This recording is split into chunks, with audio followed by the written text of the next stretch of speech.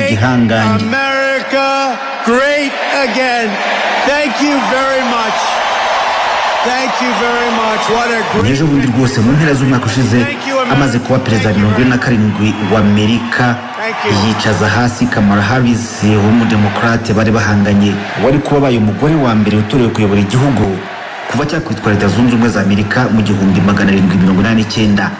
Umwaka bemeje itegeko nshinga bakanatora perezida wa mbere George Washington. We're going to also slash something else. The waste in our bloated federal bureaucracy. Uyu perezida 47 w'igihugu cy'igihangange wanabaye wa 45 ariko Biden akamubera ikibuza cyo gukomeza na manda yo gukurikiraho. Guhera itariki ya 20 Mutarama 2025 Donald Trump John ni ufashe inkoni. You know, I always say we have to be protective of our geniuses because we Trump arahiriye kuba perezida 47 wa Leta Zunze Ubumwe za Amerika mu byishimo byo hejuru. Trump yafashe mikoro aravuga, and we begin a brand new day of American strength. Uyu munsi twongeye gucungura igihugu cyacu ni intangiriro yo kongera kugira Amerika igihangange. Nishimiye gusangira ibyishimo namwe inshuti zanjye ndetse n'abashyigikiye mwese muri itsinda ryihariye ry'abantu muri abagabo n'abagore mwatumye uyu munsi ugera, kandi ndabwira ko mbizirikana, ndabwira ko nzirikana urukundo, ubufasha n'ubuntu byanyu. Mwarantangaje cyane, uru rugendo rwacu ntirwari rworoshye namba nk'uko ntekereza mwabyiboneye. Abenshi bavugaga ko ari urugendo rudashoboka, ariko turi hano turakomezanya, kandi no mu zindi nzitane ziri imbere tugomba kubihagararamo twemenye kubw'igihugu cyacu, kubw'uburenganzira bwacu. Iyi ntabwo ari intsinzi yanjye, ni intsinzi yacu kuri buri umwe uri muri iki cyumba. Trump yavuze yakamuri ku mutima, yaba imigabo ye ni ukuvuga ibyo yumva agizemo uruhare nubwo atari ku butegetsi, ndetse n'imigambi ye, imigabo n'imigambi. Trump yavuze ko arahita ashyira ahabona ibijyanye n'ubwicanyi bwakorewe perezida John F. Kennedy, umuvandimwe Robert F. Kennedy, ndetse n'impirimbanyi mu burenganzira bw'abasivili Martin Luther King Jr. Ndibutse ko kurahira kwe kwahuriranye n'umunsi wahariwe Martin Luther King. Urubuga nkoranyambaga rwa TikTok rwari rwarahagaritswe muri Amerika. Trump yije ko ruhita rugaruka. And as of today, TikTok is back. Ubu TikTok yagarutse. Hajya urubyiruko basha muri bangahe mukoresha urubuga rw'Abashinwa. Kuri TikTok twaratsinze, gusa aba Republican ntibabonye amajwi menshi y'urubyiruko, ariko ndatekereza ko urubyiruko mwongera kwisanzura nk'uko byari bimeze. Ndabikunze, ndabikunze cyane, ndabikunze. I like it. Trump kandi yahise yigamba ko ari bo watumye habaho agahenge ko guhagarika intambara hagati ya Israel na Hamas ndetse no kurekura imfungwa. Ubu tuvugana ndetse batatu bamaze kurekurwa na Hamas bakaba bageze muri Israel. Abagore batatu, Romy Gonen, Emily Damali na Doron Steinbrecher. Trump yahise avuga ko azasura California ejo bundi kwa gatanu kwirebera ibimaze kwangizwa n'inkongi y'umuriro bigahitana abagera kuri 27, ndetse yasezeranya ko Los Angeles izongera kubakwa mbere y'uko imikino ya Olympique yo muri 2028 igera uko ari bizabera. Together we will rebuild Los Angeles better, more beautiful. Dufatanyije tuzongera twubake Los Angeles neza, ibe nziza kurusha uko yigeze kuba. Turabikoraho. Dufite abafundi kabuhariwe mu isi yose, abo nibo bonyine babishobora. Hanyuma muri 2028 imikino ya Olympique izahabera, kandi ibi gikorwa cya mbere cya siporo no gukunda igihugu twizihije mu buryo bukomeye mu mateka yacu. Abanyakalifornia dukomeje kubasengera mwese. turahasesekara vuba cyane ndajyaho kuwa gatanu mu kureba uko iriya nkongi ihagarara. Trump kandi yavuze ko azababarira abafungiye ibyo bakoze ubwo bigaragambirizaga ku nteko ishinga amategeko Capitol bamagana ibyavuye mu matora yashyize Biden ku butegetsi. Trump bari bashyigikiwe akaba bita abafashwe bugwate. Buri wese muri iki cyumba turimo hano azaba yishimiye umwanzuro wanjye kuri bariya bafashwe bugwate mu bikorwa bya tariki ya 6 Mutarama 2021. Mwibutse ko abagera ku 600,000 bari bashyigikiye Trump aribo bashinjwaga guteza akaduruvayo ku ngoro y'ishinga amategeko Capitol. Abagera ku 270 bahamwe n'icyaha barafungwa. Trump kandi yatangaje ko agiye guhita asinya amategeko na politike bihindura ibintu ku buryo abantu bihinduje igitsina azabirukana mu gisirikari. Yatangaje ko ibitsina byemewe ari 2 gusa. Uyu Trump kandi hari kumwe bega kwa bega, mbese akatukiko kandi n'umuyobozi wa kampani ya Amazon Elon Musk umukire cyane. Uyu yatanga amafaranga ye menshi mu kwiyamamaza kwa Trump ndetse yanagumanye nawe nyuma y'amatora. Yagiye niwe Imarago aho Trump atuye, akaba ari we ugiye kuyobora minisiteri nshya yiswe Department of Government Efficiency. Yakwitwa minisiteri yo kunoza imikorere ya leta ugenekereje mu Kinyarwanda nubwo atari minisiteri yemewe n'amategeko. Did you see his rocket yesterday? It was captured. This victory is the start, really. Trump yavuze ko Musk Elon azafatanya na Vivek Ramaswamy ubushoramari mu by'imiti abaha inshingano zirimo gusenya birokrasi ya guverinoma, kuvugurura inzego za leta no kugabanya gusesagura kwa leta. Si Elon Musk gusa kuko na Jeff Bezos nawe ubu bari mu bihe byiza na Trump. Ashyigikiwe kandi na Mark Zuckerberg umuyobozi wa Meta yengiye bahoza Facebook n'izindi. Ari kumwe kandi n'umuyobozi wa OpenAI Sam Altman n'uwa TikTok Shu Zhiqiu hamwe n'uwa Apple Tim Cook ndetse n'umuyobozi wa Google Sundar Pichai. Babwire ko Vice President wa Donald Trump ari James David Vance wari uhagarariye Sena muri leta ya Ohio kuva muri 2023 kugeza ubu.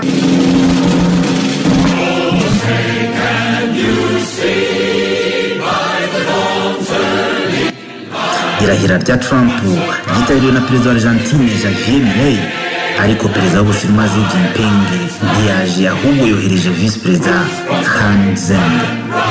Uwahoze ari perezida wa Brazil Jair Bolsonaro ntashobora kuhakandagira kuko atemerewe kuva mu gihugu cye. Narendra Modi w'Ubuhinde yohereje minisitiri w'ububanyi n'amahanga Subrahmanyam Jaishankar. Abo ni bamwe mu b'ingenzi batumiwe, ariko urutonde rwo ni rurerure cyane. Gusa hari n'abandi batatumiwe nka minisitiri w'intebe w'Ubwongereza Keir Starmer. Ursula von der Leyen ukuriye umuryango w'ubumwe bw'Uburayi ntiyatumiwe nawe. Olaf Scholz chancelier w'Ubudage reka ndetse na Emmanuel Macron w'Ubufaransa nawe ntiyatumiwe. And that comes right from the Trump wageze kuri iyi ntebe ariko mu bintu bitamworoheye namba. Ibirego yashinjwaga byarabyukijwe hibukijwe ko yagiranye umubano wihariye n'umukinnyi wa filime z'urukozasoni Stormy Daniels. Ni ibirego bigeze kuri 34 ariko byose yarabisimbutse ubu ni perezida. Gusa nanone ubwo yari mu bikorwa byo kwiyamamaza muri leta ya Pennsylvania yararashwe, ariko Imana ikinga ukuboko. Video yafashwe ibyo biba igaragaza Donald Trump ageze ijambo ku bakunzi be, humvikana amasasu ahita afata ku gutwi agwa hasi, ubundi atabarwa n'abashinzwe umutekano nyuma y'uko urusaku rw'amasasu rwumvikanye ubwo yatangiraga kuvuga ijambo. Abashinzwe umutekano bahise batabara bamukuraho yavugiraga ijambo igitaraganya. Akaba yaragaragaye yava amaraso mu maso hafi y'ugutwi, ariko mbere yo gushyirwa mu modoka ngo ahungishwe, Trump yasabye abashinzwe umutekano we guhagarara gato maze azamura ukuboko kw'iburyo asa n'uwerekana intsinzi ku bari bamushyigikiye no ku bari bamukurikiye bose. uwamurashe nawe bivuga ko yahise araswa. Secret Service wants to get him out of this situation. Trump nta minota myinshi ishize arahiye mu ijambo ryamaze iminota 33. Trump mu ijwi rwose ryoroheje avuze atya: tugiye gukora ibishoboka byose turi igihugu cyacu kandi ntituzemera uwo ari we wese kongera kutugiraho ijambo no kudufata uko yiboneye. Buri munsi ubuyobozi bwa Trump nzakomeza gushyira Amerika imbere. I will very simply put America first. Ubusugire bwacu buzakomeza guharanirwa, umutekano wacu uzagaruka, ubutabera bugere kuri bose. Intego yacu ya mbere ni ukubaka Amerika buri wese yishimiye, irumbutse kandi yisanzuye. Iminsi mike Amerika irongera iba igihangange kandi igire itandukaniro n'ibindi bihe byose byabanje. Ngarutse ku butegetsi mbiyumvamo abanzanye ibihe byiza bishya by'igihugu cyacu by'uburumbuke. Gusa mbere na mbere tugomba kuba inyangamugayo ku bibazo ibyo ari byose duhura nabyo kugira ngo tubone uko tubikemura. Kuva uyu mwanya ikimwaro, ukugwa kwa Amerika kwari gutangiye kurahagaze. Itorwa ryanjye rirabagarurira ukwizera, ubuzima, demokarasi n'ubwigenge. Nta kizaduhagarara imbere. Ubundi se Trump uramuzi, wumva ari nde? Umuziho iki? Amazina ye ni Donald John Trump. Yavutse tariki ya 14 Kamena 1946. Avukira ahitwa Queens mu mujyi wa New York muri Leta Zunze Ubumwe za Amerika. Ni umwana wa kane ku babyeyi be Fred Trump na Mary Ann McLeod Trump. Amashuri abanza yayize kuri Kew Forest School kugeza mu mwaka wa 7, naho amakuru ayiga kuri New York Military Academy, ishuri ryigenga ricumbikira abanyeshuri kuva mu wa 8 kugeza mu mwaka wa 12. Ahava mu 1934 yerekeza kuri kaminuza ya Fordham University.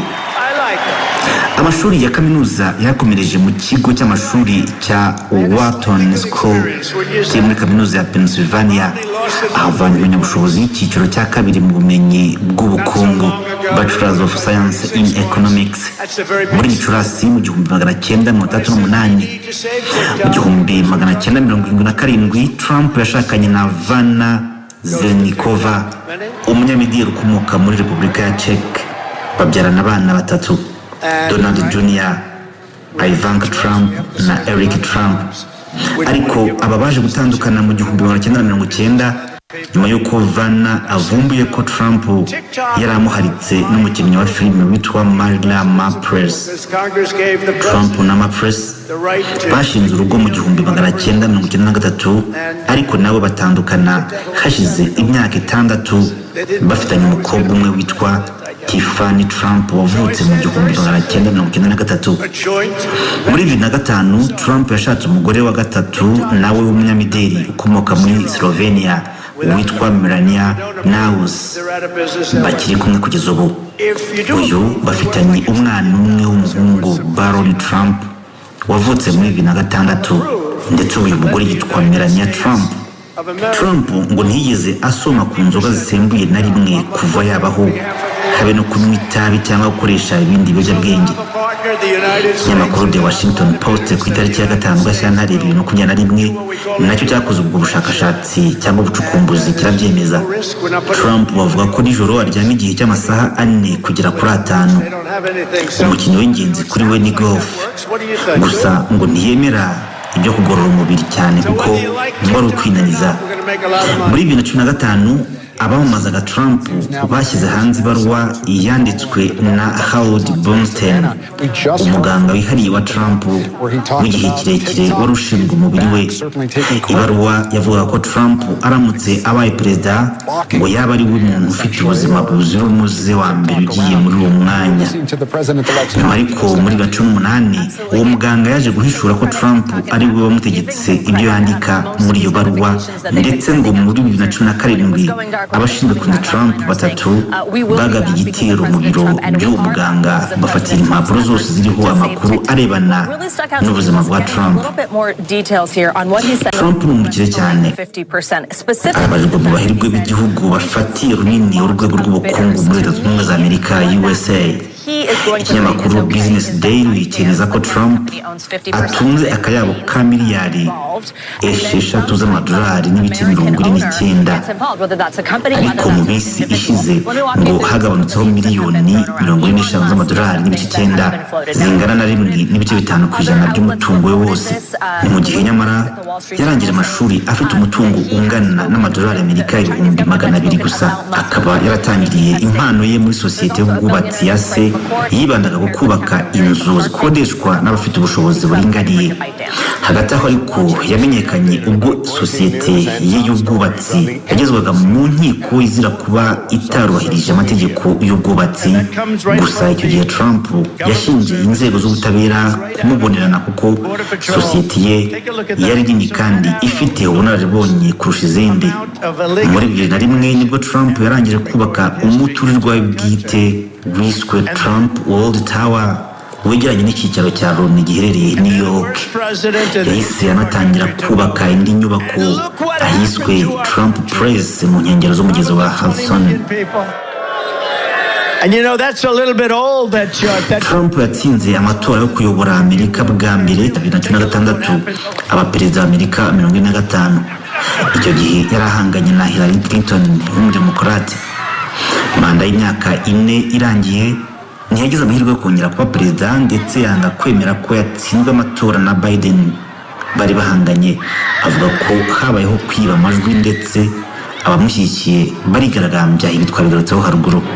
Ku buyobozi bwe habayeho ibintu byinshi byateje impaka n'ibibazo byinshi byagize ingaruka kuko bamwe bavuga ko agira ivangura no gukoresha amagambo akurura amacakubiri cyane cyane kuri shingiye ku moko. Hanyuma ubu butegetsi bwa Trump Afurika iri kubireba byose. Afurika iribaza ngo ese Trump waje mu isura nshya aracyari wa wundi? Ibintu nk'ibyo imikoranire ye na Afurika izameze ite? Mu gihe cya manda ye ya mbere 2017-2021 ku butegetsi abamunengaga bamushinje gupfobya Afurika, agabanya inkunga zimwe na zimwe zagenwaga Afurika, agabanya umubare w'abimukira, ndetse amakuru avuga ko yavuze ko ibihugu bimwe byo muri Afurika ari imyobo y'umwanda. Ubu biraza kugenda bite? Benshi mu Banyafurika bari kubyibaza.